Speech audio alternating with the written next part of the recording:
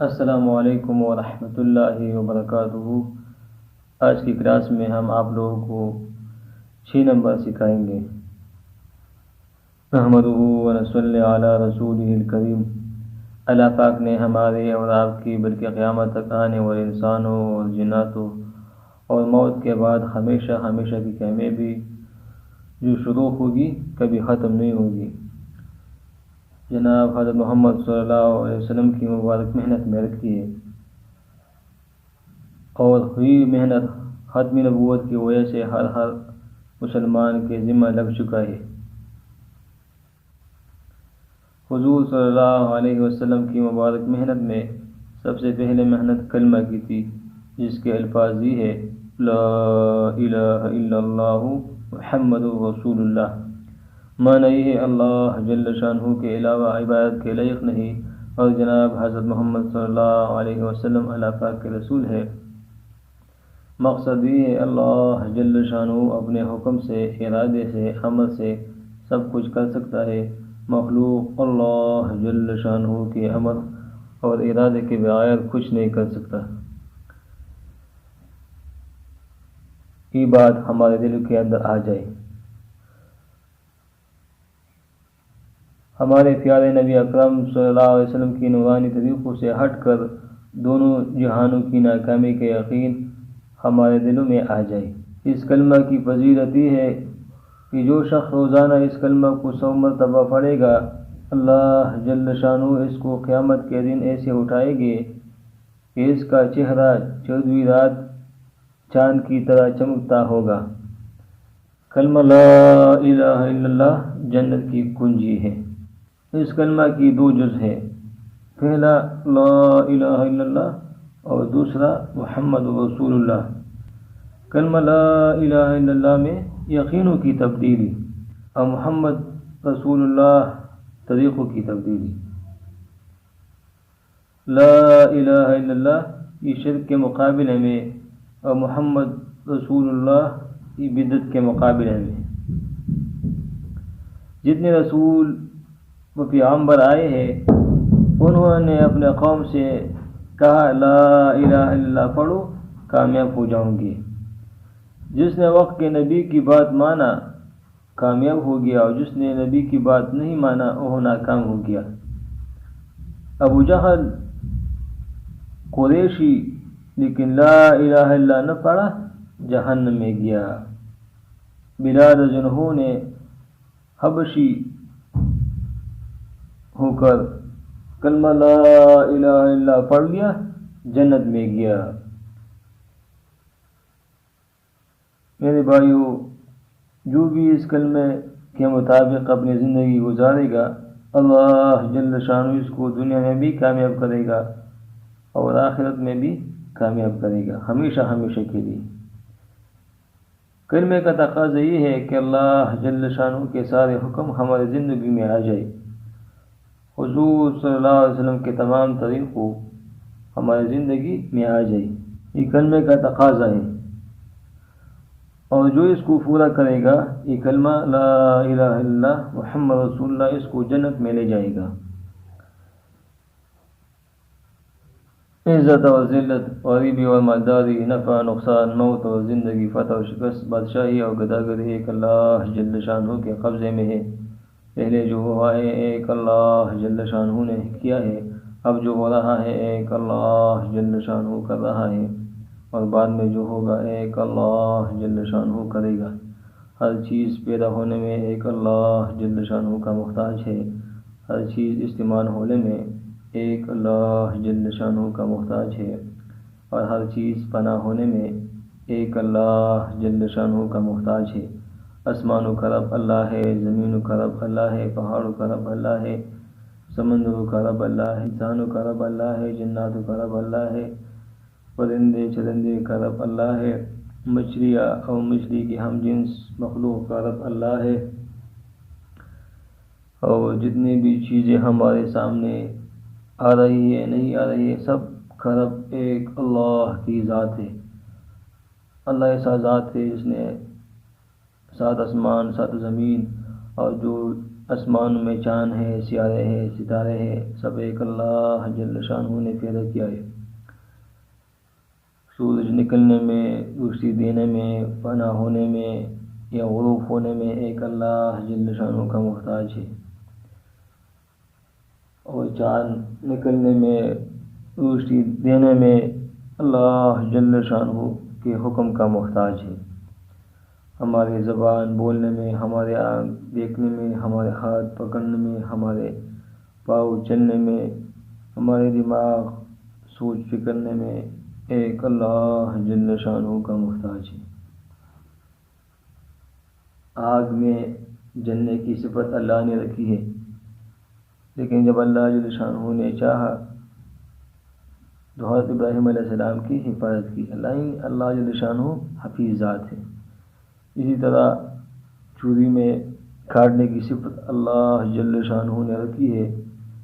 جب حضرت ابراہیم علیہ السلام نے اپنے بیٹے حضرت اسماعیل علیہ السلام پر چوری پھیری تو چوری نے کاٹنا چھوڑ دیا۔ اسی طرح پانی میں ڈبونے کی صفت اللہ جل شانہ نے رکھی ہے،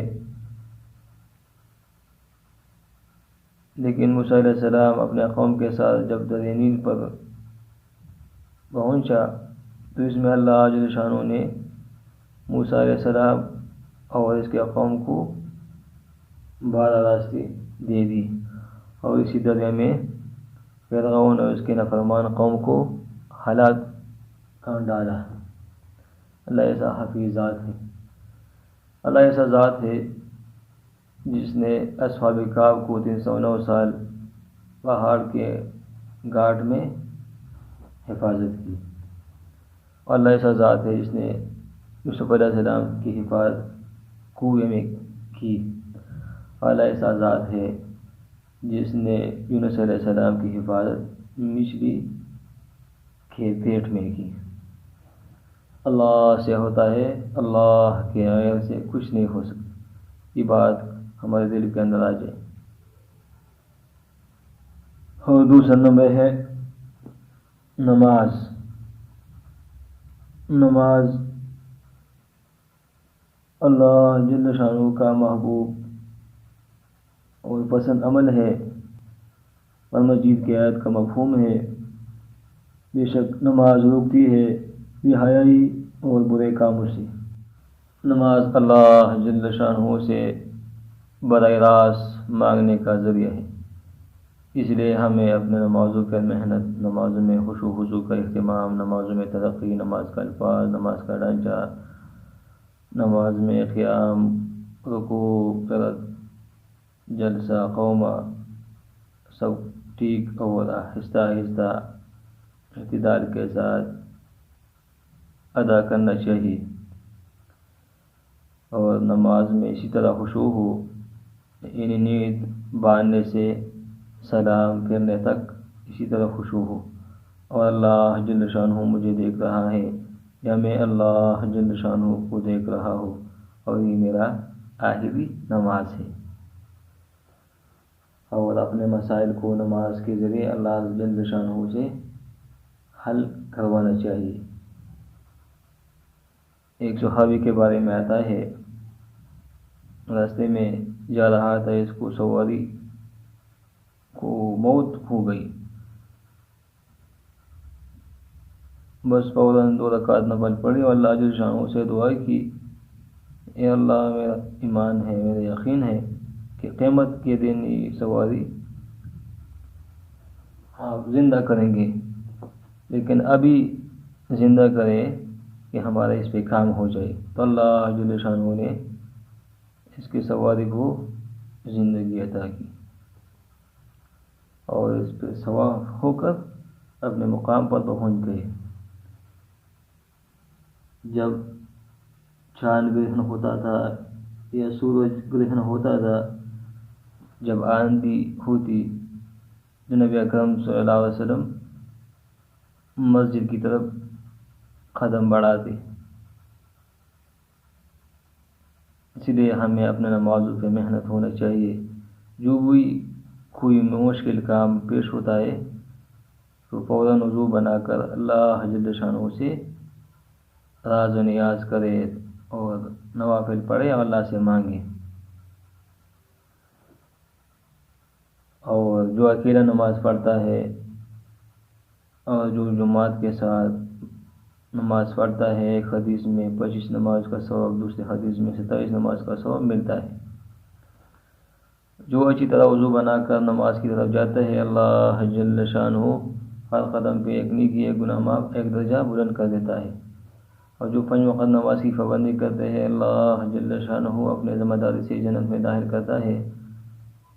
اور جو اس کی پابندی نہیں کرتے، اللہ جل شانہ فرماتے ہیں میرے ذمہ اس کا کوئی ذمہ داری نہیں، خواہ میں اس کو بخشوں یا عذاب دوں۔ اور قیامت کے دن سب سے پہلے فرض نماز کے بارے میں پوچھا جائے گا، اس کا نماز کامل، باقی اعمال بھی کامل ہے، جس کا نماز ناقص، باقی اعمال بھی ناقص۔ اس لیے ہمیں فرائض نماز کے ساتھ ساتھ نوافل نماز کا بھی اہتمام کرنا چاہیے۔ ظہر سے پہلے 4 رکعت نفل کا اہتمام، عصر سے پہلے 4 رکعت نفل کا اہتمام، مغرب کے بعد 6 رکعت نفل کا اہتمام، تحیۃ الوضو کا اہتمام، تحیۃ المسجد کا اہتمام، اشراق کا اہتمام، چاشت کی نماز کا اہتمام۔ نماز دین کا ستون ہے، نماز مومن کی معراج ہے، نماز افضل جہاد ہے، اور نماز جنت کی کنجی ہے۔ اور تیسرا نمبر علم ہے۔ علم کیا ہے؟ جاننا، یعنی حلال کا علم، حرام کا علم، جائز ناجائز، وقت کی امر، سال کی امور کا علم، فضائل کا علم۔ ہم تعلیم حلقوں سے استفادہ حاصل کریں گے اور مسائل کا علم ہم علماء سے پوچھیں گے۔ ہر مسلمان پر 24 گھنٹے، جو مرد ہو عورت ہو، اس پر 24 گھنٹے کا علم فرض ہے۔ اور جو علم حاصل کرنے کے لیے نکلتا ہے، اللہ جل شانہ اس کو جنت کے راستے ہموار کر دیتے ہیں۔ اللہ جل شانہ کا ارشاد ہے، جیسے حکمت دی گئی اس کو کثیر بھلائی دی گئی۔ حضور صلی اللہ علیہ وسلم ارشاد فرماتے ہیں، جس سے اللہ تعالیٰ بھلائی کا ارادہ فرماتے اس کو دین کی سمجھ عطا فرماتے ہیں۔ اس لیے ہم ہر امور میں علماء سے پوچھنا چاہیے۔ اور جو علم حاصل کرنے کے لیے نکلتا ہے، مچھلیاں پانی میں، چونٹیاں اپنے بلوں میں، اس کے لیے مغفرت کی دعا کر دیتی ہے۔ ذکر کرنے کا مقصد یہ ہے کہ اللہ جل شانہ کا خوف اور دھیان نصیب ہو جائے،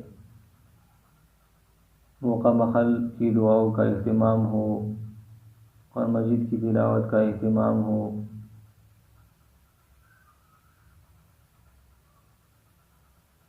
ایک حدیث کا مفہوم ہے، جو شخص لا الہ الا اللہ وحدہ لا شریک لہ احد الصمد لم یلد ولم یولد ولم یکن لہ کفوا احد پڑھے، اس کے لیے 20 لاکھ نیکیاں لکھ جاتی ہے۔ اور حضور صلی اللہ علیہ وسلم کا ارشاد ہے، جو شخص لا الہ الا اللہ کہے، اس کے لیے جنت واجب ہو جائے گی۔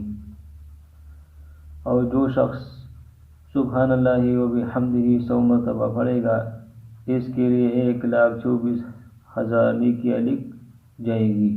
3 تسبیحات کا اہتمام ہو، 100 مرتبہ درود شریف، 100 مرتبہ استغفار اور 100 مرتبہ تیسرا کلمہ، یہ صبح اور شام کا اہتمام کرنا چاہیے۔ روزمرہ 1 پارہ پڑھنا چاہیے کم از کم، اور جو حفاظ کرام ہیں اس کے لیے 3 پارہ روزمرہ کے حساب سے پڑھنا چاہیے۔ ایک حدیث کا مفہوم ہے، جو گھر سے نکلتے ہی دعا پڑھتا ہے، بسم اللہ توکلت علی اللہ لا حول ولا قوت الا باللہ، تو ایک فرشتہ 4 آواز کی پکار کرتا ہے، آپ کی حفاظت ہوگی، آپ کی کفایت ہوگی، آپ کی ہدایت ہوگی، اور شیطان سے دور ہوگی۔ اور اس کے ساتھ ساتھ 4 نمبر اکرام مسلم ہے۔ اکرام مسلم کا مقصد یہ ہے کہ ہم مسلمانوں کی اکرام کرنے والے بن جائیں، چھوٹوں پر شفقت کرے، بڑوں کی عزت کرے اور علماء کی قدر کرے۔ حضور صلی اللہ علیہ وسلم نے فرمایا، جو ایسا نہیں کرتے اور ہم میں سے نہیں ہے۔ حضور صلی اللہ علیہ وسلم کا ارشاد ہے کہ مسلمان پر 5 حقوق ہے۔ نمبر 1، وہ سلام کرے تو اس کا جواب دے۔ نمبر 2، اگر وہ بیمار ہو جائے تو اس کی بیمار پرسی کرے۔ نمبر 3، اگر وہ مر جائے تو اس کی جنازہ میں شرکت ہو۔ نمبر 4، اگر وہ دعوت دے تو اس کی دعوت قبول کرے۔ 5 نمبر، اس کو چھینک آئے تو اس کا جواب دے، یعنی یرحمک اللہ، یرحمک اللہ۔ حضرت علی رضی اللہ عنہ کو نبی اکرم صلی اللہ علیہ وسلم وصیت فرماتے ہیں، اے حضرت علی، جو آپ پہ ظلم کرے ان کو معاف کرے، جو رشتہ توڑے اس سے جوڑے، جو عطا نہ کرے ان کو دے دے۔ ہمارے اخلاق نبی اکرم صلی اللہ علیہ وسلم کے اخلاق کی برابر ہونا چاہیے۔ نرمی کی صفت اختیار کرنا، سختی سے بچنا، اپنے ماں باپ کی خدمت کی قدر، اپنے بھائیوں، اپنے گھر والوں کی خدمت، اس سے محبت سے پیش آنا، اپنے گاؤں والے علاقے والے کے ساتھ اچھے سلوک سے پیش آنا۔ ایک حدیث کا مفہوم ہے، جو مسلمان پر پردہ ڈالتا ہے، اللہ جل شانہ دنیا و آخرت میں اس پر پردہ ڈالتا ہے۔ جو مسلمان کی خدمت میں لگا ہو، اللہ جل شانہ اس کی مدد فرماتا ہے، اور جو مسلمان پر پردہ ڈالتا ہے، اللہ جل شانہ قیامت کے دن اس پر پردہ ڈالے گا۔ اور جو مسلمان کی پردہ پوشی نہیں کرتا ہے تو اللہ جل شانہ اس کو ذلیل کرے گا، حتیٰ کہ گھر میں بیٹا ہوگا اور ذلیل ہوگا۔ اب باری آ گئی 5واں نمبر۔ صحیح نیت کا مطلب یہ ہے کہ ہم ہر عمل میں اللہ کی رضا مقصود ہو۔ روزہ اللہ کے لیے، نماز اللہ کے لیے، حج اللہ کے لیے، عمرہ اللہ کے لیے، مسلمان سے ہے خواہی اللہ کے لیے۔ عمل سے پہلے نیت کا درست ہونا، عمل کے درمیان میں نیت کا درست ہونا، اور عمل کے بعد نیت کا درست ہونا چاہیے۔ ایک حدیث کا مفہوم ہے، جس نے ریا کے لیے نماز پڑھی اس نے شرک کی، جس نے ریا کے لیے صدقہ دی اس نے شرک کی، اور جس نے ریا کے لیے روزہ رکھا اس نے شرک کیا۔ اور قیامت کے دن اعمال تولیں گے، یعنی گنیں گے نہیں۔ جس عمل میں اخلاص ہو وہ اللہ جل شانہ کو قابل قبول ہوگا۔ اس لیے ہمیں ہر عمل میں اللہ کی رضا مقصود رکھنا چاہیے۔ چھوٹا عمل ہو لیکن اس میں اللہ جل شانہ کی رضا ہے، وہ اللہ جل شانہ کو قبول ہے۔ بڑا عمل ہے لیکن اس میں اخلاص نہیں، اللہ کی رضا مقصود نہیں، ہاں پہاڑ کی طرح کیوں نہیں ہو لیکن اللہ کو قبول نہیں ہے۔ حدیث کا مفہوم ہے، اللہ جل شانہ آپ کے شکلوں اور مالوں کو نہیں دیکھتے ہیں، آپ کے نیتوں اور دلوں کو دیکھتے ہیں۔ 6 نمبر، دعوت تبلیغ۔ میرے بھائیوں، دعوت تبلیغ کا مقصد یہ ہے کہ پورے عالم میں پورا دین زندہ ہو جائے، تمام انسان اللہ کی نافرمانی کو چھوڑ کر اللہ تعالیٰ کی فرمان بردار کرنے والے لگ جائے۔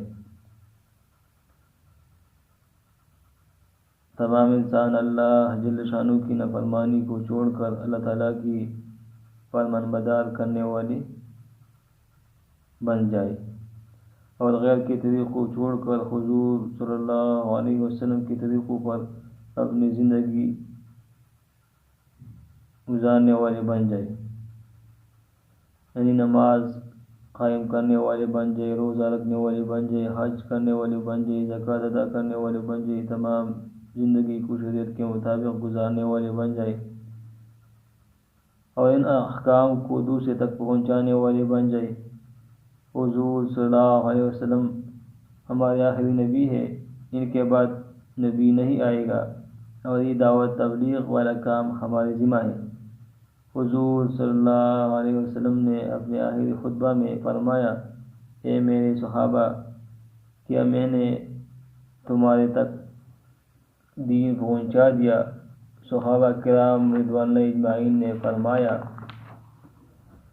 کہ آپ نے دین پہنچانے کا حق ادا کر دیا۔ تو آپ صلی اللہ علیہ وسلم نے فرمایا کہ غائبین تک اس کو پہنچانا اب تمہاری ذمہ داری ہے۔ اس کے بعد صحابہ کرام رضوان اللہ اجمعین پوری دنیا میں لے کر پھیل گئے اور دین کو زندہ کیا۔ میرے بھائیو، اب غائبین تک پہنچانا ہماری ذمہ داری ہے۔ پوری امت دین سے دور ہے، اب ان کی فکر کرنا اور ان کو دعوت دینا یہ ہماری ذمہ داری ہے۔ آج پوری دنیا میں دین کی کمی ہے، اب ان تک دین اسلام پہنچانا ہماری ذمہ داری ہے۔ میرے بھائیو، اپنی عبادات کے ساتھ ساتھ دوسروں کی فکر کرنا بھی ہماری ذمہ داری ہے۔ کوئی بھی انسان اللہ کی نافرمانی نہ کرے، بلکہ اپنی زندگی کو اللہ جل شانہ کی رضا کے لیے دین کے مطابق گزارے۔ تمام انسان اللہ جل شانہ کے احکام کو ماننے والے بن جائے۔ ایک انسان تہجد کی نماز پڑھ رہا ہے اور اس کے محلہ میں بھی نمازی ہے، تو تہجد کی نماز اس کے بھی نمازی کی نحوست کو نہیں روک سکتی ہے۔ اس کی نحوست کیسے رکے گی؟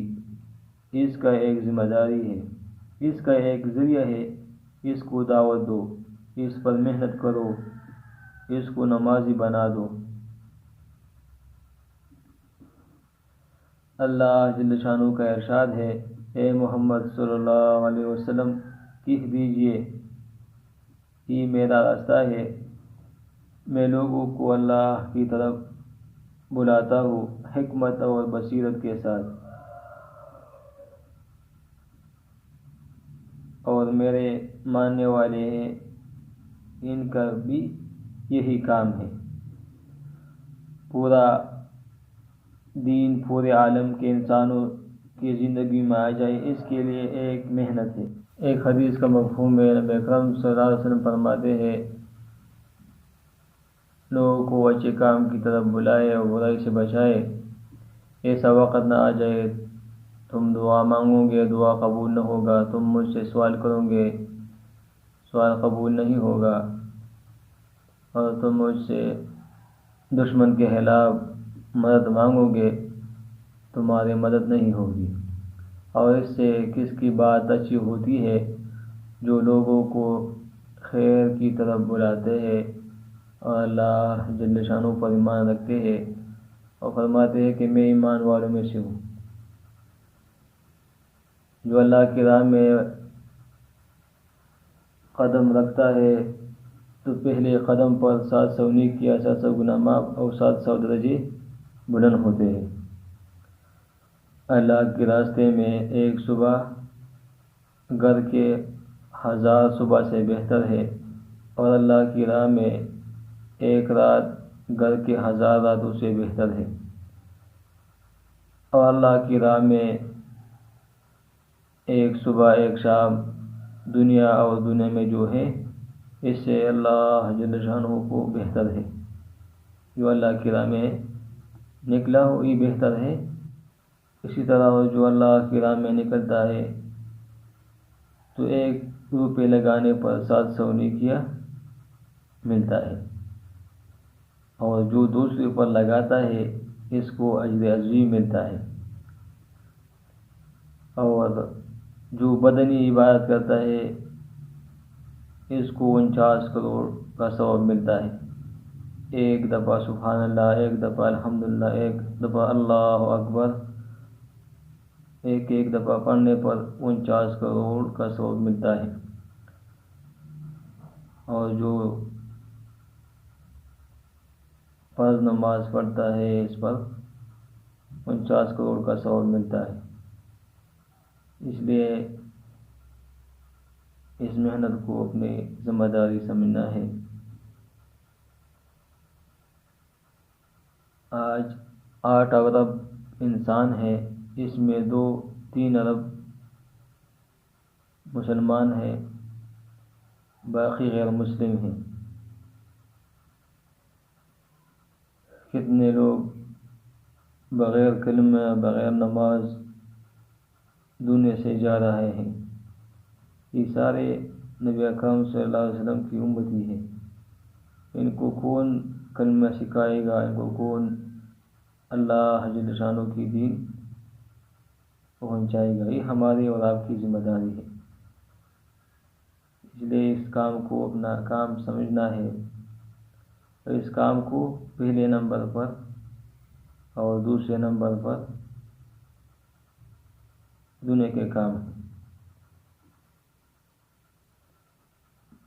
بزرگوں نے اس کام کو سیکھنے کے لیے ایک ترتیب بنائی ہے، جس کو 4 ماہ لگا کر سیکھنا ہے، اور پھر اس ترتیب سے دین کی محنت کرنی ہے۔ تو بھائیو، اس کے لیے اپنے ارادے لکھوائیں۔